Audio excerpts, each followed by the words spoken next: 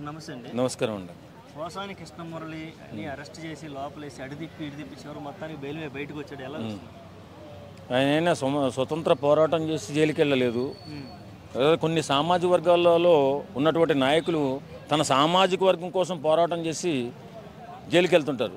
అది జైలా ఉచ్చనీచాలు లేకుండా మన సమాజం తలదించుకునే విధంగా మాట్లాడినటువంటి ఒక నీచుడు దుర్మార్గుడు ఎవడన్నా అంటే ఈ పోసాని కృష్ణమురళి.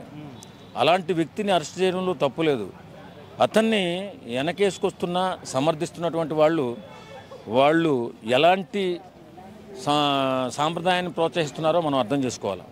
ఎందుకంటే ఎప్పుడూ కూడా సమాజం సక్రమైన పద్ధతిలో నడిచే విధంగా సెలబ్రిటీ కానీ అటు రాజకీయ నాయకుడు కానీ ప్రవర్తించాలి. ఆ ప్రవర్తన ఏమీ లేకుండా ఉచ్చనీచాలు లేకుండా ఇళ్లలో ఆడవాళ్ళని తిట్టి అలాగే రేపులు చేస్తాము నీకు వాళ్ళు పుట్టలేదంట కదా, ఇలాంటి నీచమైన సంస్కృతితో చాలామంది ఉన్నారు. ఆ సంస్కార విహీనులు ఒక్కడు అరెస్ట్ అవుతున్నారు. ఇంకా చాలామంది ఉన్నారు. అంటే మీ ప్రిడిక్షన్ ఏంటి? నెక్స్ట్ అరెస్ట్ అంటే ఏం చెప్తారు? ఇంకేముంది, కొడాలి నాని ఉన్నాడు, అంబటి రాంబాబు ఉన్నాడు, ఇంకో నాని చాలామంది ఉన్నారు ఇంకా లిస్టులో. ఇప్పుడు ఈ సాంప్రదాయాన్ని మరిసి ఉచ్చనీచాలు లేకుండా ఎవడైతే నీచాతి నీచంగా బూతులు తిట్టారో ఆడు ప్రతి ఒక్కడూ అరెస్ట్ అవ్వాల్సిందే. ఎందుకంటే సమాజంలో ఎలాంటి చీడపురుగులు ఉండకూడదు.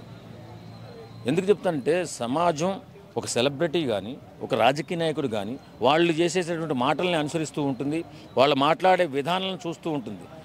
సమాజాన్ని చెడగొట్టడానికి బయలుదేరినటువంటి ఉచ్చనీచాలు లేకుండా మాట్లాడే ఇలాంటి వ్యక్తుల పట్ల చాలా కఠినంగా వ్యవహరిస్తున్న కూటమి ప్రభుత్వాన్ని మాత్రం అభినందించాలి. ఓకే, నెక్స్ట్ చూసుకుంటే విడుదల రజనీ అలాగే రోజా విడుదల రజనీ ఉంది, రోజా ఉంది, మన వైఎస్ఆర్సీపీ పార్టీలో అందరూ ఉన్నారు. అందరూ శుద్ధపూసలేం కాదు, భూత పురాణం నేర్చుకున్నటువంటి ఒక నీచులే. కాబట్టి అందరినీ కూడా అరెస్ట్ చేయాలి, జైల్లో వేయాలి. వాళ్ళు నోట్లో ఏమన్నా పెట్టి నోరు శుద్ధి చేసి జైలు నుంచి బయటకు వదలాలి. ఓకే, ఎన్ని రోజులు సైలెంట్గా ఉన్న విడుదల రజనీ ఇప్పుడు బయటికి రావడం, ప్రెస్ మీట్లు పెట్టడం, మళ్ళీ లవ్ శ్రీకృష్ణరావుని కౌంటర్ ఇవ్వడం, ఇవన్నీ ఎలా చూస్తారు?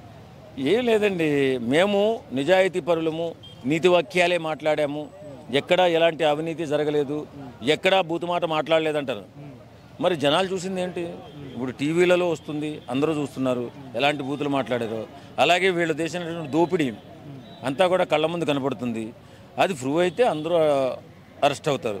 వీళ్ళు ఎంత పెద్ద గజ దొంగలంటే రాష్ట్రాన్ని మన సంక్షేమ పథకాల పేరుతో దారుణంగా దోచేసినటువంటి వ్యక్తులు వైఎస్ఆర్సీపీ నాయకులు. అలాంటి వాళ్ళని ఒక్కరిని కూడా వదిలిపెట్టకూడదు. ఎవడైనా నోరు శుభ్రం లేకపోయినా వాడు నోరు శుభ్రం చేయాలి. వాడు అవినీతికి పాల్పడితే ఆ సొమ్మునంతా కూడా రికవరీ చేయవలసిన బాధ్యత ప్రభుత్వానికి ఉండాలి. ఖచ్చితంగా వాళ్ళందరి మీద కూడా కఠినమైన నిర్ణయం తీసుకుని వాళ్ళని అరెస్ట్ చేసి జైల్లో వేయాలి.